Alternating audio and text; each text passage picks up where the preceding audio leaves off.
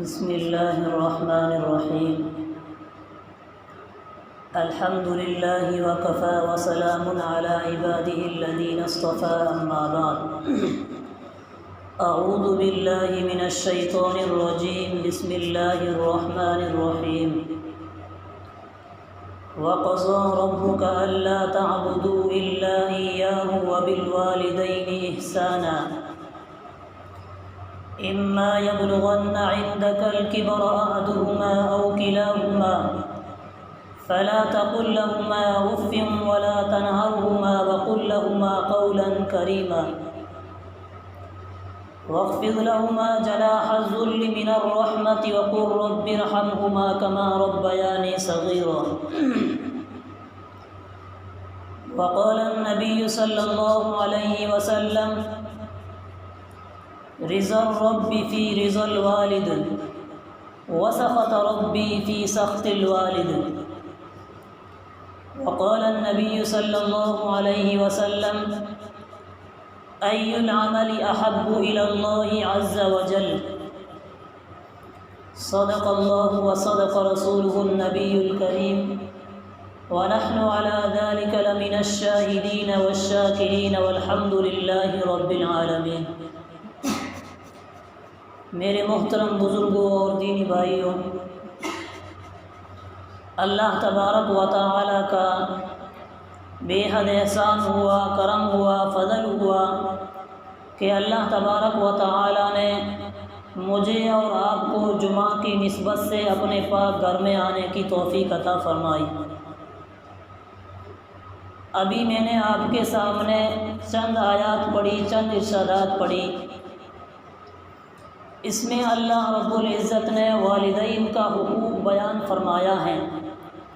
والدین کی فضیلت کو بیان فرمایا ہے۔ اللہ تبارک و تعالی نے کلام پاک میں فرمایا وَقَضَى رَبُّكَ أَلَّا تَعْبُدُوا إِلَّا إِيَّاهُ وَبِالْوَالِدَيْنِ إِحْسَانًا۔ اللہ تبارک و تعالی نے تم کو حکم دیا ہے، بلکہ وہ تم کو حکم دیتا ہے کہ اللہ رب العزت تم کو حکم دیتا ہے کہ اللہ رب العزت کی عبادت کرو اور اپنے والدین کے ساتھ حسن سلوک کرو، اچھا سلوک کرو، اور جب وہ دونوں یا ان میں سے کوئی ایک بڑھاپے کو پہنچ جائے تو ان کے سامنے اف تک ہی نہ کہو اور ان کے سامنے نرمی سے بات چیت کرو اور ان کے سامنے اپنے بازوؤں کو خدمت کے لیے بچھا دو اور ان کے لیے اللہ تبارک و تعالی سے دعا کرو۔ اس طرح دعا کرو رب ارحمہما کما ربیانی صغیرا، کہ اے اللہ ان کے اوپر رحم فرما جس طریقے سے تو نے بچپن میں میرے اوپر رحم فرمایا، میری تربیت فرمائی رحم دلی کے ساتھ۔ تو اللہ رب العزت کا یہ طریقہ ہے۔ قرآن مقدس کے اندر جب بھی اللہ تبارک و تعالی اپنا تذکرہ فرماتا ہے، اپنا ذکر کرتا ہے، تو ساتھ ساتھ میں والدین کا ذکر بھی کرتا ہے۔ تو جب یہاں پر اللہ تبارک و تعالی نے اپنے عبادت کا حکم دیا ہے تو ساتھ ساتھ میں والدین کے حقوق کو بھی بیان فرمایا ہے، اس لیے کہ انسان کے دنیا میں آنے کے دو سبب ہیں، ایک حقیقی سبب ہے اور ایک مجازی سبب ہے۔ حقیقی سبب تو یہ ہے کہ اللہ کا حکم ہوا، اللہ کے فیصلے سے انسان اس دنیا کے اندر آیا ہے، تو اب انسان اللہ رب العزت کی عبادت کرے۔ اور انسان کے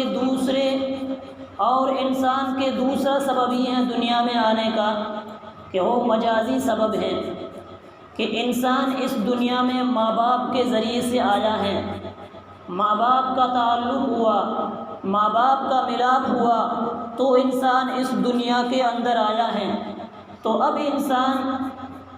اللہ تبارک و تعالی نے فرمایا کہ اب تو اپنے والدین کے حقوق کو، اپنے والدین کی اطاعت کرو، اپنے والدین کی فرما برداری کرو اور ان کے حکموں کو مانو اور ان کی خدمت کرو۔ ایک ہی جملے میں اللہ تبارک و تعالی نے دونوں کا تذکرہ فرما دیا ہے۔ فرمایا کہ میرا بھی شکر ادا کرو اور اپنے والدین کا بھی شکر ادا کرو۔ ان اشکر لی ولوالدیک الی المصیر، کہ تم میرا بھی احسان مانو اور اپنے والدین کا بھی احسان مانو، اور آخر کار تمہیں لوٹ کر میرے ہی پاس آنا ہے۔ اس میں اشارہ اس طرف ہے کہ تم میری بھی عبادت کرو، میری بھی فرما برداری کرو، اور ساتھ ساتھ میں والدین کی بھی اطاعت اور فرما برداری کرو۔ اگر تم نے ایسا نہ کیا تو الی المصیر، تم کو کہیں نہیں جانا ہے، تم کو آخر کار آنا میرے ہی پاس ہوگا۔ تو فرمایا کہ اگر والدین مشرک بھی ہوں، والدین کافر بھی ہوں، تب بھی اسلام یہ حکم دیتا ہے، شریعت یہ حکم دیتی ہے کہ ان کے ساتھ اچھا سلوک کرو۔ قرآن مجید کے اندر اللہ تبارک و تعالی نے فرمایا کہ اگر والدین تم سے جھگڑے، کہ اگر والدین تم سے جھگڑا کرے کہ تم اللہ کے ساتھ شرک کرو، تو اللہ تبارک و تعالی نے فرمایا کہ پھر اس کی اطاعت نہ کرنا، لیکن دنیا میں ان کے ساتھ اچھا سلوک کرتے رہنا ہے۔ اگر والدین تمہیں کہے کہ نماز نہ پڑھو، اللہ کے ساتھ شرک کرو، اللہ کی نافرمانی کرنے پہ ابھارے تم کو مشرکین کافر والدین، تو اللہ تبارک و تعالی نے فرمایا کہ پھر اس کی اطاعت ان چیزوں میں نہیں ہوگی، بلکہ دنیا کے اندر ان کے ساتھ فرما برداری کرنا ہے، دنیا میں ان کے ساتھ اچھا سلوک کرنا ہے، دنیا میں ان کے ساتھ اونچی آواز نہیں کرنی ہے، دنیا میں ان کے ساتھ نرم لہجے سے بات کرنا ہے، دنیا میں ان کو جواب نہیں دینا ہے، دنیا میں ان کے اوپر ہاتھ نہیں اٹھانا ہے، بلکہ ان کو ان چیزوں میں اس کی اطاعت نہیں کی جائے گی۔ لیکن دنیا کے اندر ان کی فرما برداری کرنا ہے، دنیا کے اندر اچھا سلوک کرنا ہے، نرم لہجے سے بات کرنی ہے، تو اللہ تبارک و تعالی نے قرآن مجید کے اندر ہی بیان فرمایا ہے۔ تو اگر والدین مشرک ہوں، والدین کافر ہوں، تب بھی ہی درجہ ہیں، تو اگر والدین مسلمان ہوں، مومن ہوں، تو کیا اونچا مقام ہوگا اور کیا اونچا درجہ ہوگا۔ ایک صحابی ہیں حضرت عبداللہ بن مسعود رضی اللہ تعالی عنہ، وہ نبی علیہ الصلوۃ والسلام کے پاس آئے اور فرمایا ای العمل احب الی اللہ عز وجل۔ نبی علیہ الصلوۃ والسلام سے پوچھا، اے اللہ کے نبی صلی اللہ علیہ وسلم، اللہ تبارک و تعالیٰ کے یہاں سب سے بہترین عمل کون سا ہے؟ تو نبی علیہ الصلوۃ والسلام نے فرمایا الصلاۃ لوقتها، کہ نماز کو اس کے وقت میں ادا کرنا ہی سب سے بہترین عمل ہے۔ پھر اس کے بعد نبی علیہ الصلوۃ والسلام سے پوچھا، یا رسول اللہ، اس کے بعد کون سا عمل اللہ تبارک و تعالیٰ کے یہاں سب سے زیادہ محبوب اور پسندیدہ ہے؟ تو نبی علیہ الصلوۃ والسلام نے فرمایا کہ بر الوالدین، کہ والدین کے ساتھ اچھا سلوک کرنا، والدین کے ساتھ حسن اسلوبی سے پیش آنا، یہ سب سے بہترین عمل اللہ تبارک و تعالیٰ کے یہاں ہے۔ سب سے بہترین عمل کہ والدین کے ساتھ اچھا سلوک کرنا، والدین کے سامنے اونچی آواز سے بات نہیں کرنا، والدین کو جواب نہیں دینا، بلکہ والدین کے سامنے نرم لہجے سے بات کرنا، یہ اللہ تبارک و تعالیٰ نے کلام پاک میں فرمایا ہے۔ اسی طرح نبی علیہ الصلوۃ والسلام نے فرمایا رضا الرب فی رضا الوالد، سخط الرب فی سخط الوالد، کہ والد کی رضامندی میں اللہ کی رضامندی ہے اور والد کی ناراضگی میں اللہ کی ناراضگی ہے۔ یعنی اگر والدین تم سے راضی ہیں تو اللہ تبارک و تعالیٰ بھی تم سے راضی ہیں، اور اگر والدین تم سے راضی نہیں ہیں تو سمجھ لینا کہ اللہ تبارک و تعالیٰ بھی تم سے راضی نہیں ہے۔ یہ مقام نبی علیہ الصلوۃ والسلام نے والدین کے بارے میں بیان فرمایا ہے۔ فرمایا کہ والدین اگر تم سے راضی نہیں ہیں تو تم سمجھ لینا کہ اللہ تبارک و تعالی بھی تم سے خوش نہیں ہے۔ ہی مقام نبی علیہ الصلوۃ والسلام نے والدین کے اور ماں باپ کا بیان فرمایا ہے۔ اسی طرح نبی علیہ الصلوۃ والسلام نے ایک مرتبہ ارشاد فرمایا کہ ایک مرتبہ میں سویا ہوا تھا تو مجھے خواب آیا، اور اس خواب میں نے اپنے والد کی زیارت کی، اور مجھے خواب آیا کہ میں جنت میں گھوم رہا ہوں۔ نبی علیہ الصلوۃ والسلام نے کہا کہ میں جنت میں گھوم رہا ہوں، اور میں نے وہاں جنت میں قرآن شریف پڑھنے کی آواز بھی سنی۔ تو نبی علیہ الصلوۃ والسلام نے فرمایا کہ یہاں جنت میں قرآن شریف کون پڑھ رہا ہے؟ تو فرماتے ہیں نبی اکرم صلی اللہ علیہ وسلم کہ مجھے بتایا گیا کہ یہ ایک آپ کے صحابی ہیں حارثہ بن نعمان، یہ ان کی آواز ہے۔ تو نبی علیہ الصلوۃ والسلام نے فرمایا کہ وہ تو مدینے میں رہتے ہیں، ان کی آواز یہاں جنت میں کیا کر رہی ہے؟ تو فرمایا کہ انہوں نے اپنے والدین کی خدمت کی، اور خاص طور سے اپنے والدہ کی اتنی خدمت کی کہ وہ مدینے میں قرآن شریف پڑھتے ہیں تو فرشتے جنت میں ان کی آواز کو سنتے ہیں۔ اتنا اونچا مقام اللہ تبارک و تعالی نے والدین کی خدمت میں بیان فرمایا ہے۔ اسی طرح ایک مرتبہ نبی علیہ الصلوۃ والسلام کے پاس ایک صحابی آئے اور فرمایا یا رسول اللہ، تمام لوگوں میں، دنیا میں تمام لوگوں میں سب سے زیادہ خیر خواہی کا حقدار کون ہے؟ تو نبی علیہ الصلوۃ والسلام نے جواب دیا کہ امک کا، تمہاری ماں۔ پھر دوسری مرتبہ اس صحابی نے سوال کیا یا رسول اللہ، اس کے بعد سب سے زیادہ خیر خواہی کا حقدار کون ہے؟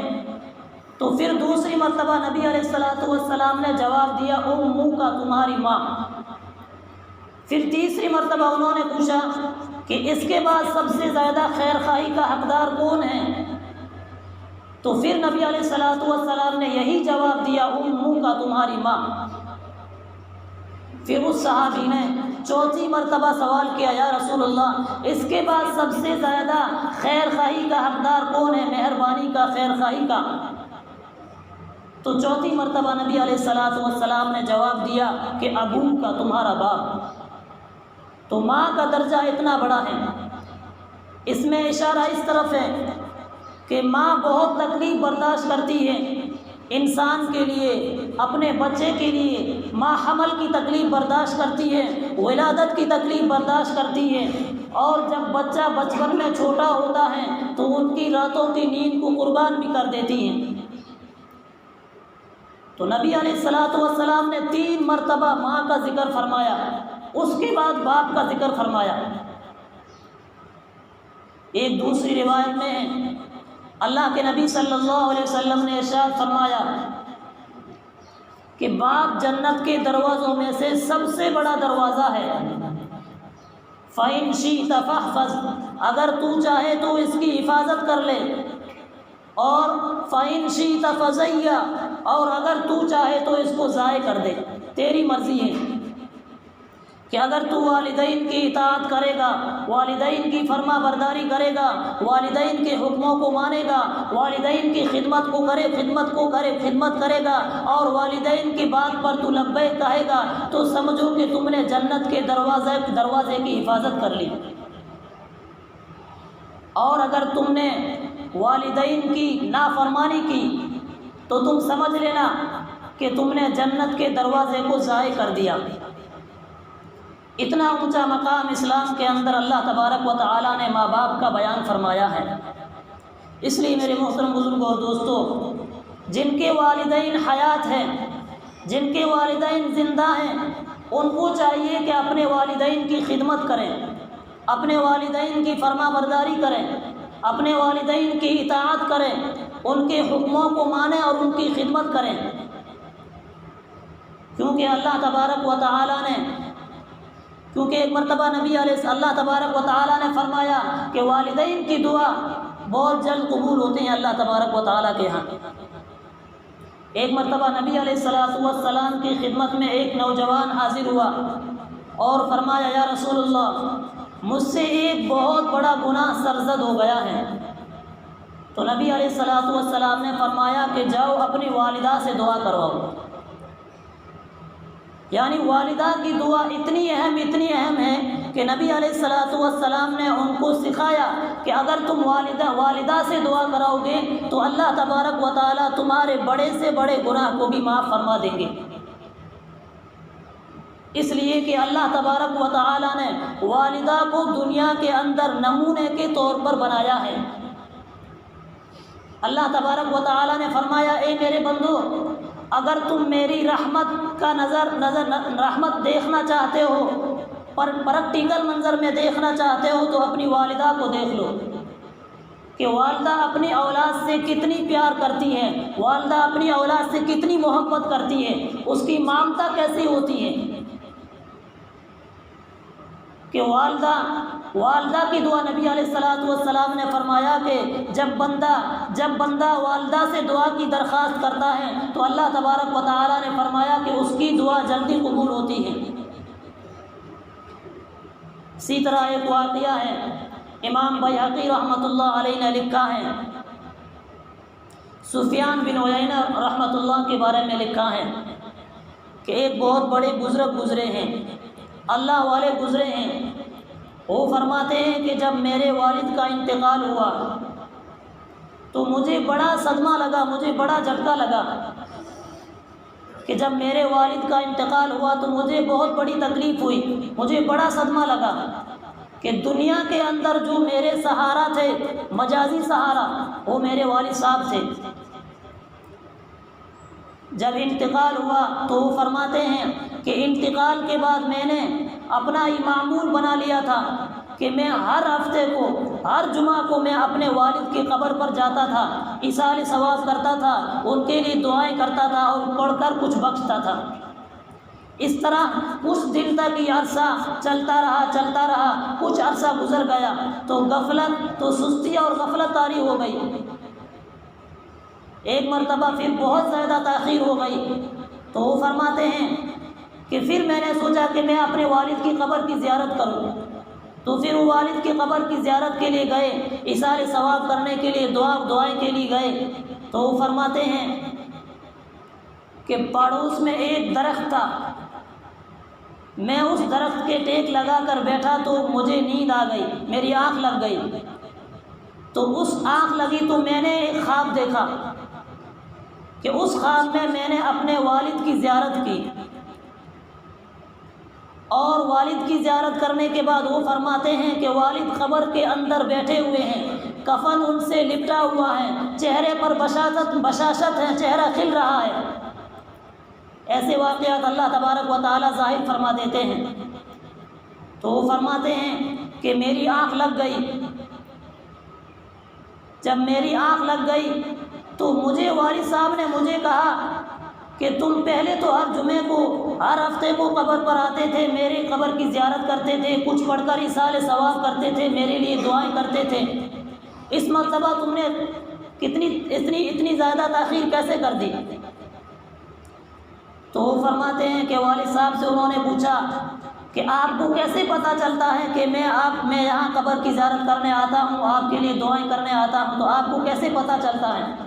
تو وہ کہتے ہیں مجھے پتہ چل جاتا ہے تو مجھے بھی بہت خوشی ہوتی ہے، اور جب تم ایصال ثواب کرتے ہو، دعائیں کرتے ہو تو مجھے بھی خوشی ہوتی ہے، اور ارد گرد جو جتنے بھی مردے دفن ہیں ان کو بھی خوشی ہوتی ہے، اور وہ لوگ مجھے کہتے ہیں کہ دیکھو تمہارا بیٹا آیا ہوا ہے، تو وہ سب لوگ خوش ہو جاتے ہیں۔ تو سفیان بن عیینہ رحمۃ اللہ کہتے ہیں کہ اس کے بعد میں نے اپنا معمول بنا لیا کہ پہلے سے زیادہ میں اپنے قبرستان جاتا تھا، ایصال ثواب کرتا تھا اور دعائیں کرتا تھا۔ تو اس سے ہی سبق ملتا ہے ہمیں کہ ہمیں بھی اپنے والدین کی قبر پر جانا چاہیے، ایصال ثواب کرنا چاہیے، ان کے لیے دعائیں کرنا چاہیے۔ حدیث شریف کا مفہوم بھی ہے،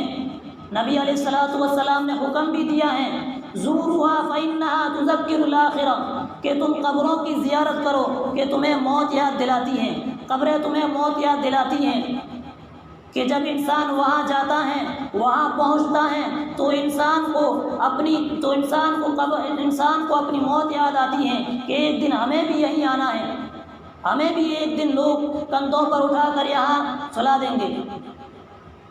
تو ہمیں بھی قبرستان جانا چاہیے، اپنے والدین کی قبر پر، اپنے اعزاء اقارب کی قبر پر۔ آج ہم نے رسم بنا لی ہے، وہ رسم و رواج ہے کہ ہم عید کے دن قبرستان پہنچ گئے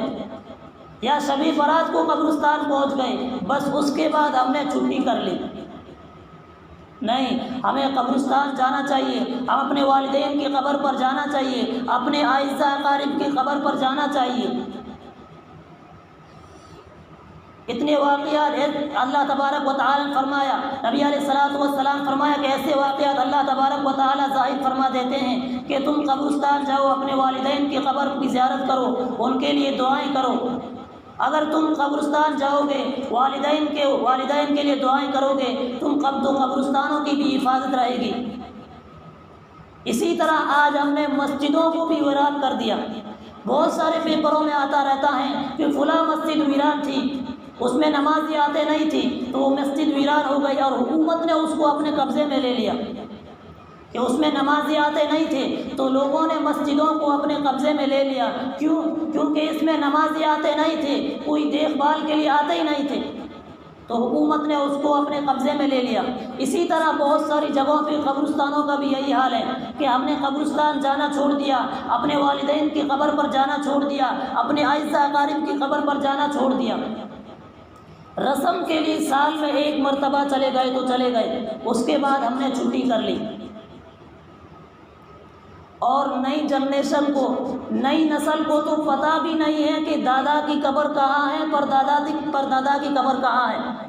اور بہت سارے لوگوں کو تو یہ بھی پتہ نہیں ہوگا کہ والد صاحب کی قبر کہاں ہے۔ تو ہمیں قبرستان جانا چاہیے، ہم اپنے والدین کی قبرستان کی زیارت کرنی چاہیے، اپنے اعزاء اقارب کی قبر پر جانا چاہیے، اس سے ہمارا بھی فائدہ ہوگا اور اپنے والدین کا بھی فائدہ ہوگا، اور سماج کا فائدہ یہ ہوگا کہ قبرستان کی حفاظت رہے گی۔ یہ ہم سب کی ذمہ داری ہے کہ ہم قبرستان جائیں اور اپنے والدین کے اور اپنے اعزاء اقارب کے قبرستان جائیں، ان کی زیارت کریں، ان کے لیے دعائیں کریں، کچھ پڑھیں اور کچھ پڑھ کر ایصال ثواب کریں۔ اللہ تبارک و تعالیٰ سے دعا ہے کہ اللہ تبارک و تعالیٰ ہمیں اپنے والدین کی خدمت کرنے کی توفیق عطا فرمائے، اور جن کے والدین زندہ نہیں ہیں، جن کے والدین ہمارے سروں سے اٹھ گئے ہیں، ان کو چاہیے کہ وہ اپنے والدین کے لیے کچھ پڑھ کر ایصال ثواب کریں۔ اللہ تبارک و تعالیٰ سے دعا ہے کہ اللہ تبارک و تعالیٰ ہمیں ان باتوں پر عمل کرنے کی توفیق عطا فرمائے۔ وآخر دعوانا الحمدللہ۔ Thanks for watching. Don't forget to like, comment, share and subscribe to Al Wahid channel.